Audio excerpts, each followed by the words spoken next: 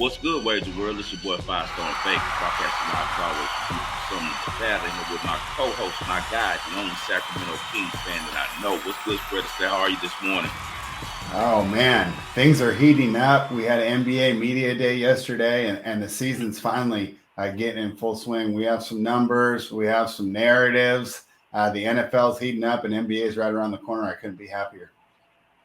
Yeah, I know that you're a big NBA guy. What were your takes from yesterday's media day? 30 teams across the NBA went live yesterday, and the players talked to the media. All right, quick story. It's not really much of a story, but a surprise to us NBA observers. Dallas Mavericks will not start Christian Wood. Jason Kidd said that they're going to go with JaVale McGee and bring Christian Wood off the bench. And that was news to Christian Wood, but I think that will be fine. The biggest story was Deandre Ayton coming out, basically acting pretty nonchalant about being there and being part of the team, and then letting everyone know that he had not spoken with Coach Monty Williams since the Game 7 loss. Of course, if you've been following, Deandre Ayton signed with another team. The Suns matched his offer. DeAndre Ayton does not seem to be in the team's plans. The idea was they want to trade him after he's eligibly traded, because if you're a restricted free agent and you get signed, you can't be traded until at least January 15th. So it'll be interesting to see how Monty Williams handles that. You and I are Who both did he high. sign with? I think it was the Pacers, and they matched. But he's still on Phoenix. And you and I have definitely been impressed with Monte Williams' ability to coach and run a team. I consider him to be one of the best five coaches in the NBA. So I don't know if it's his first real hurdle, but it'll definitely be another hurdle and see how he deals with having kind of a disgruntled, I don't know what you want to say, superstar, but definitely a key player of the team out there. So, maybe it's much ado about nothing. We're all excited. We're just looking for anything to latch onto and talk about. And my final takeaway was Russell Westbrook really seemed mature and likable. And I'm a guy that kind of has been down on Westbrook since about the 2018 season, just in his inability to help the team win. I think a lot of times there's empty stats. But his answer about not being wanted on the Lakers to me was just so mature and really resonated with me about, sometimes you go to work and your coworkers don't like you and your boss doesn't like you, but you do your job because you're a professional. I was really encouraged to hear that out of Westbrook. And boy, this might be one of the things when everyone turns on him, it might end up making him more popular because he's becoming a sympathetic figure there to me. Whereas before, I don't know if I had that much sympathy for him because I don't know. I mean, he's had a pretty good life so far, right? But this is definitely a tough situation for any person, not just a millionaire NBA player. So those were my three main takeaways from Media Day yesterday. On Aiden, I saw his interview. They ran it all over Twitter and also on ESPN a lot yesterday. So I did see it. He did look very nonchalant. I don't know what's happened with him and Monty Williams. It's something a lot deeper than we know because Monty Williams is a pretty laid back, easy guy to get along with. And him and Aiden definitely don't see eye to eye on something. And Aiden is too talented, uh, too much of a, to me, key component to their success and their recent success. He's one of the biggest factors, it's just as much as CP3 to me in the turnaround for that whole franchise. So them wanting to move off of him, uh, they better be careful. But maybe they really don't because that's why they matched the offer. Maybe they think that they can work it out. Maybe the GM of Jones, right? Done a James great Jones. job with that team. I think he might be telling those guys, you got to work this out because anyone with any type of sense can see that Aiden's arrival kind of correlates with their recent success and becoming the top team in the West in the regular season. So I don't know how you replace a DeAndre Ayton. So if they're going to trade him, they better get back a piece that can do what he can do because he does a lot, including anchor that defense. And he's also a great finisher around the cup. And he also has a high basketball IQ and can get the ball out to shooters. So they better be careful with how they handle DeAndre Ayton. I think that if they're thinking that he wasn't important to their success, they're sadly mistaken. And speaking about Westbrook, he's always been a good guy. He's gonna always do the right thing. He came from a great family with a good mother and a good father, and he's a great husband, great father. Uh, he's a good man. So no one's ever questioned that. But you can only be so nice your job is still your job. You could be the nicest lawyer in the world. If you go and every time you go to court, all of your clients get life sentence or get the death penalty, it doesn't matter how nice you are. So he still has to go perform. And I know it's very difficult for him because I know he's probably never wanted to be as great as he wants to be for his hometown. He grew up a Lakers fan. Like most LA kids, he looked up to Kobe and all those guys. And I know he dreamed of playing in that building in the Staples Center, which is now called Bitcoin something. It hurts him to, not be able to perform. I'm sure he wish he would have been there when he was in his prime in OKC because he's a shell of himself now.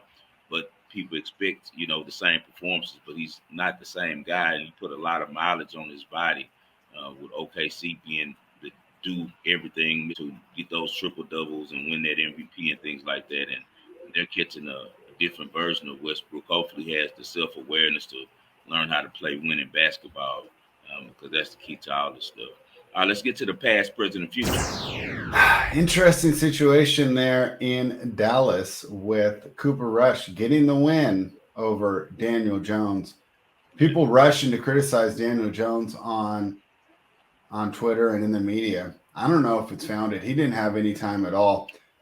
Evan Neal had a terrible game, and I like that they made moves to address the offensive line, but he was really having problems. Randy Gregory and Micah Parsons weren't in the backfield whenever they wanted to be. And this Dallas defense, when you get a pass rush like that, it makes his life so much easier on the linebackers and the secondary. And that's going to negate a lot of the issues that this team had, especially in coverage. So if they're going to continue to get a pass rush like that, I mean, they've dominated every team. This isn't just a Giants thing.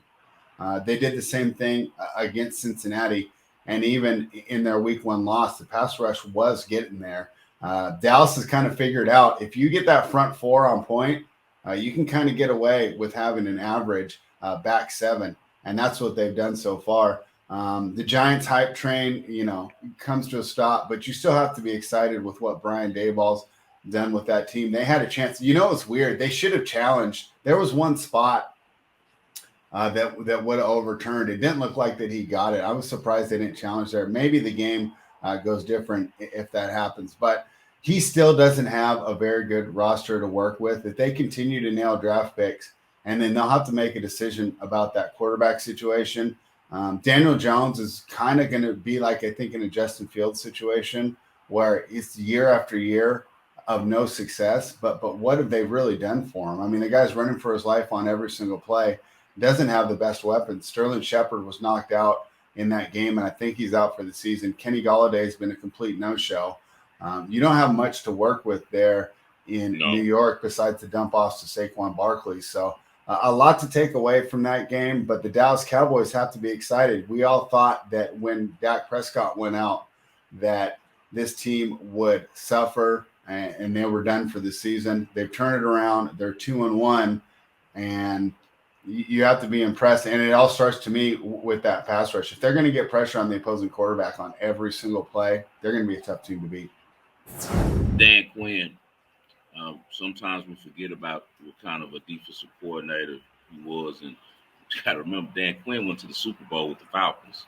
So He knows what he's doing. That's not an easy task. Dan Reeves and Quinn are the only coaches to ever take their franchise, the Atlanta Falcons, to the Super Bowl. So we have to give a little bit of flowers to Dan Quinn. What happens is we get so caught up in what have you done for me lately, we don't look at the big picture. And Dan Quinn was a hell of a coach over there at Atlanta. He did a good job, and he's really changed that side of the ball for the Cowboys. It's like they have 2 head coaches now because, as you know, Mike McCarthy's half a coach, so they got a coach and half. And Dan Quinn is doing a great job with their defense, controlling things. And as you said, they've dominated now all 3 games. They play really well. And as you said, they get a good pass rush, one of the best pass rushers in the league. And then you got Trevon Diggs, who's a playmaker on the backside. He's one of those guys that don't miss interceptions. If he gets his chance, he has hands like a receiver. He actually missed one in that Giants game. Yeah. It was actually how about the one he caught to seal the game? Yeah. Most cornerbacks, that goes to the ground. He has hands like a receiver. I could see that with his brother being Stephon. I'm sure they used to do a lot of one-on-one drills in the backyard. I think actually Trayvon played a little receiver too, if I'm not mistaken. He might I have think played he both did ways too. in high school Yeah. growing up. But he has great hands. He's a great playmaker, and he sealed that game for him. Uh, Props to Cooper Rush, man. He did just enough. I knocked Mike McCarthy a lot, but I got to, give him his props for playing the game towards his defense and allowing his defense to control the game, allowing his running game to control the game, and making it what Cooper Rush just could do just enough because CeeDee Lamb took that game over in the second half, but it was pretty easy because he was having to get one-on-ones because the Giants could not stop the run, so they had to play down in the box, and they were able to get CeeDee Lamb one-on-one, which is always a win. And he made some huge plays for them, and Cooper Rush put it on him. Cooper Rush was one of the best mid-major quarterbacks I can remember in recent history. He was really good at Central Michigan. I used to bet with him all the time. He pulled off a lot of big upsets against major programs, and hey, man, he's a solid backup, one of the best we've seen in the league. He's going to be around. He's going to be around the league. But we'll talk a little bit later on kick the damn extra point about some things with the Cowboys that concerns Cooper Rush. That's kind of funny to me. But he did his job. They played team ball, and it was a great win by the Cowboys. I got to tip my hats to them. And quick correction, it was DeMarcus Lawrence getting all that pressure. Randy Gregory's in DeMarcus Denver Lawrence now. That was my bad. I'm realizing. No, it's okay. DeMarcus Lawrence might be one of the best defensive. He was in the backfield on every single play. Yeah, he's been a real disruptor, man. He's having a early defensive MVP type season, man. He's been that good, man. DeMarcus Lawrence is a beast. All right, I took the Toronto Blue Jays. Was able to pull out a victory with that one. We got a push on the first 5, and we ended up with the win for the game. I told you guys to split the picks and take both, as we spoke about. It just was time for the Yankees to lose. They came right back the next night, and I bet them to win, and they won. But they had won 7 straight in a row. Severino was on the mound. I knew that the Blue Jays sooner or later would get to him. They were only able to get him for 2 runs, but it ended up being enough as they went late 3-2. Once again, big game by George Springer and those guys, and great pitching by Kevin Gausman to keep the game tight so that the Blue Jays could win in the extra innings. So we were able to cash that one. How was your play? Mine was absolutely terrible. The only good thing is it wasn't heartbreaking. Andreeva got absolutely blown off the court, and her youth and inexperience showed. So credit to Don McGolfy. But I'll be honest, all she had to do was get the ball back. It was one of the worst things I've ever seen. But when you're taking these young prospects, that's what happens. They have games where they look absolutely terrible. So obviously a little disappointed there, but we'll get it back on track this weekend. Yeah, for sure. We'll get it right back. All right, let's get to the present. Got a big game tomorrow night. 2 of the premier quarterbacks in the league with the Miami Dolphins traveling to Cincinnati to face Joe Burrow and the Bengals. The Bengals are -4. What do you think about this game spread? First of all, let me jump on my old man soapbox, and I've probably said this before, but the fact that these guys don't have a bye week before these games is just absolutely ridiculous. For the Chargers to have to prepare to play the Chiefs on 3 days, and now the Dolphins and Bengals, these are some of the best matchups. Yeah, I don't care about the Browns Steelers. That was going to be crap no matter what, right? So you got away with it there, right? But these are some of the best matchups in the NFL. You're telling me we got the hottest team in the AFC going against the reigning conference champions, the Bengals, and these guys get 2 days to prepare. Did you see the game that they played down there in Miami? I mean, this is just absolutely unbelievable. It's not that hard. Add an extra bye week. They can add games to these guys, but they can't add some rest. Just absolutely unbelievable what they're doing to these guys. And I think that's a big reason that this line is -4. We've known that the home field advantage on Thursday is so much stronger than on Sunday or Monday because of that fact. Because normally they get Monday off. So you get Tuesday and Wednesday to prepare, and you're flying out that day. Come on, NFL, let's fix this. But I think that's why the line is the way it is. It's just short rest, and we still don't know the status of Tua. Now you're telling me if it was Sunday, he wouldn't be out there, or if they had a bye and played this game next week like they should. I mean, we can add 2 bye weeks in here. I don't see the issue here. If you can add games to the schedule, you can add bye weeks to the schedule. Let's get this Thursday night football to be what it really is. Can you imagine this game on 10 days of preparation for each team, or 9, whatever it would be for the road team? It would be so much better. So I'm a little frustrated by that, but I think the line shows that the market is aware of what a disadvantage these teams are at on Thursday night football. So because McDaniel is young, I don't think he's going to punt it like maybe an older coach like a Belichick would, because They know it's a BS situation. But I'll be interested to see if Tua is out there. I think it's hard to make a pick or give a breakdown right now without being sure of his status, right? Because what if I give you Miami +4 today and then Tua's not playing, right? I mean, that's going to change everything for this game. So, once again, this is an easy fix. There's so many easy fixes in sports, and sometimes I wonder why it takes so long to get it done. Let's give these guys some rest. This matchup should have the allure that it deserves, and I think that the fact that it's on short rest is kind of taken away from some of it. So Cincinnati looked good against the New York Jets, but they still have problems on that offensive line. Even in the win, Joe Burrow got hit 9 times. That's just too much if you want to keep this guy going. This guy's not like a Josh Allen or one of these huge quarterbacks like Cam Newton can take hit after hit after hit. And I know they tried to address the line in the offseason. La'el Collins probably not going to play. Also for the Bengals, nose tackle DJ Reader, who's a big part of their system, might be out for the year. Definitely going to be out for a significant amount of time. Both teams suffering injuries here.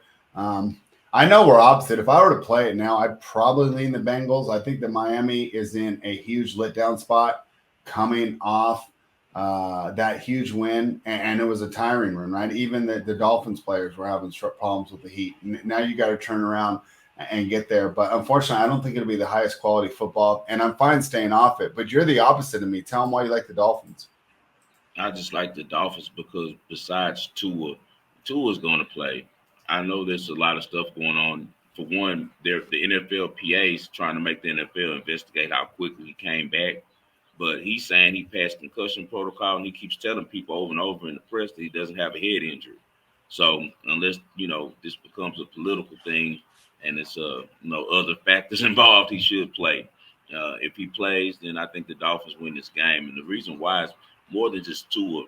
Even if Bridgewater plays, I think they can keep within the number, just because I trust McDaniel to coach this game correctly.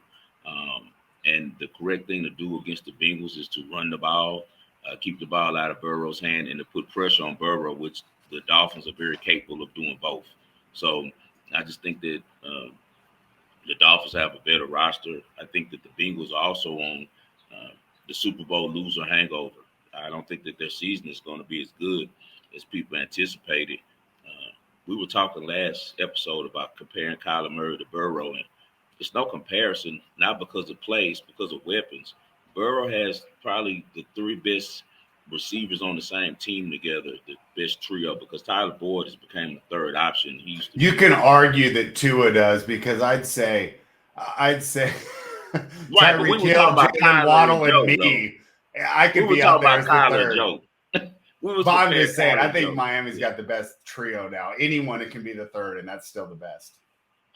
I don't know, man. Cincinnati's right up there because T. Higgins is a 1B2. Chase is a different type of player as well. So um, I don't know. They're very neck and neck. But my point is, it doesn't matter how many weapons he has; they can't protect him right now. And as you know, and as I know from being an LSU fan and a real Joe Burrow supporter over the last 5-6 years that he's been playing ball in the spotlight of the country, he has to have protection because Joe likes to hold the ball, man. He likes to take shots. He likes to step back and pat the ball 2-3 times before he lets it go and give his players, his receivers, time to make a second move or to get deep. And I don't think he's going to have that opportunity with Miami. I think Miami is going to give him a lot of problems and keep his pocket real muddy, and that's going to lead to some turnovers. So I just think that Miami can keep this game at least within the number, but I would not be surprised at all if they win money line.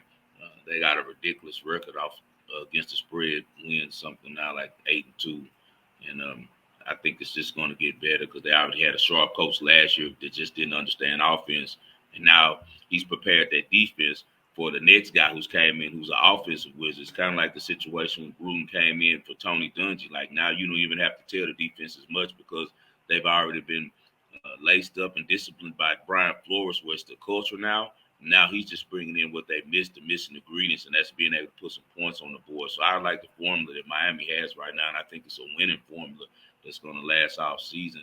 And I think they're going to really push Buffalo in that division for that AFC title, AFC East title as well.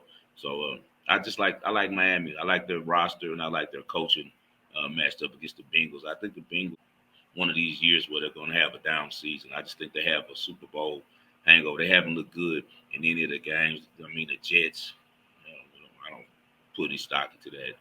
They haven't looked really good. They haven't looked sharp. And most of all, the most important thing, they can't protect Burrow. And if you can't protect your quarterback, as fragile as Joe is, that's a problem. I mean, my only issue there is just the lack of preparation time. And I think it sucks. And that's why I'm pissed, because you gave a football handicap and I'm giving a rest and a situation handicap. And I would rather break down the football game. And that's why I like NFL, and everybody loves betting on the NFL more than the NBA or sometimes tennis, because we're actually breaking down the matchups. And I feel like the short week, especially coming off what was one of those grueling football games I've seen in a long time, it's just so tough for this team to turn around and do that. But hopefully they'll fix Thursday night. It's an easy fix. You add a second bye and everyone gets a bye before they play on Thursday.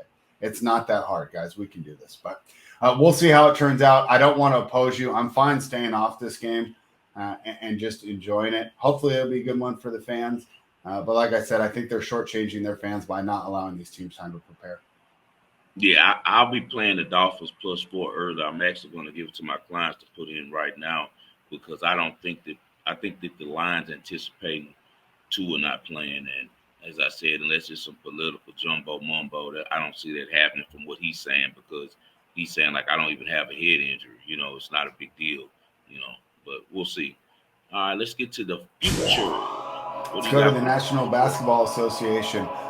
One of the biggest trades this offseason was when the Minnesota Timberwolves acquired Rudy Gobert, and everyone likes to clown on Gobert. Why? Because they watch Twitter highlights and they watch the ball. They don't see what the guy does down low. And I'm not talking about block shots. I'm talking about affecting every single person that goes into the paint and having guys do pull-up jumpers from the free throw line rather than attacking the paint. And you're going to say, oh, well, he sucks in the postseason. I'm not giving you a postseason bet. I'm giving you the Minnesota Timberwolves over 48.5 wins. Two things: the addition of Rudy Gobert makes this team from a defensive nightmare to what I think will be a good defensive team. Look what he's able to do with Utah. They didn't have any good defenders on the perimeter, and he still made them an excellent defense. He's going to do that with even more talented defenders here on Minnesota. The other thing is I expect a leap from Anthony Edwards. The time is now. If the coach does it right, he says, Towns, go ahead, turn the keys over to Anthony. A1's our guy now. He's the leader. You're the number 2. Russell's the number 3. And I expect him to have an MVP type season. I think the Timberwolves are going to be absolutely fantastic. And they have to be excited in there the way that they've rebuilt this team. Unfortunately, as a Kings fan, I'll never be able to feel that excitement because my owner's an idiot. But I have to congratulate Minnesota, and I'll be rooting for them after I place this bet. Minnesota Timberwolves over 40.5 wins. Definitely following you on it. I think a lot about that whole Minnesota roster. We'll see how the coaching things works out. I know the guy did a good job last year. We're going to see if he has a strong enough personality to really get those guys to the next level like they need to be. I'm real high on Minnesota. It's a weird time in the NBA. We're on teams that you would never expect. There's some smaller franchises that will really have an opportunity this year to do something with the way the league set up, and that's Minnesota and the New Orleans Pelicans. The Pelicans, from what I'm seeing with Zion and the reporting I'm hearing from Louisiana, Pelicans are going to be a real problem this year. It seems like they have the right coach in place who has them really focused on doing some big things. And I like what I hear about the Pelicans right now. I like what I'm hearing about the Timberwolves. And then you can also throw Grizzlies in there as well. So small market teams are making some big market noise this year. So I look forward to that bet cash and spread. All right, let's get to kick the damn extra point. All right, take it over, man. We're not giving it to a coach this time. This might be. No. Is this the first owner that's ever made kick the damn extra point? First owner, Jerry Jones deserves it because I'm just getting tired of Jerry Jones. I love him to death. He's done a lot for the NFL and for the game of football. So mad respect to him. I got a lot of homies also played for the Cowboys. At least I say 5 or 6 who played for the Cowboys over the past 20 years, and they all love Jerry Jones to death. Said he'll give him the shirt off his back. He's a truly good guy, but he needs to keep the mic from in front of him because he's damaging not only the franchise but the team's mentality with the stuff he says. He just recently said that Cooper Rush he compares that situation with him maybe taking Dak Prescott's spot that he just paid $40 million, similar to when Prescott took Tony Romo's position. First of all, Mr. Jones, Tony Romo was a veteran in the last days of his career at the time. Dak Prescott was a fourth rounder who was coming through training camp and surprised you guys with his play. Cooper Rush has been in the league 7 years. You know, you know what he is. You know what you're gonna get. Most of all, are you really gonna cut Dak Prescott with $40 million? Let's get real now. This is the same man who his son Stephen Jones had to pretty much strap him down and lock him in his home to go make the draft pick when he wanted to take Johnny Manziel. Like they had to take all the phones away from him because he wanted to call in Manziel as the pick. How that would have turned out for you Cowboys fans. He also made Mike McCarthy spend the night with him in order to to get hired. What the hell are two old men like that spending the night together for at your house, Jerry? What's going on over there in Cowboy land, Jerry? And I have to read this quote that he had before the season. This is one of the best quotes I've ever heard. Well, let me just address the first way you stated the question without any issue on it. I have to believe 1 and 1 is 3. I can't operate where 1 and 1 is 2. We all know it is physically, but the 3 is where you have to go. Now you have to have optimism to operate out in the world and commit and do things when you've got to count on one being 3.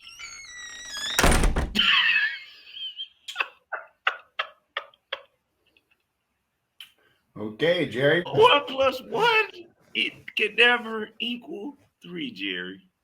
I don't care. I know you live a different life and you live in a different world, but I'm sorry, Jerry. 1 plus 1 can never equal 3. So, in your world, the Cowboys have a chance. In reality, they don't have a chance to win the Super Bowl. Jerry Jones, please, man, just continue to make the market moves you make. You got the biggest value franchise in the world. Just stay off the mic, man. Please. Please, Jerry Jones. Kick the damn extra point. We appreciate you guys for tuning into the Wagering World. We'll be back with you guys on Friday.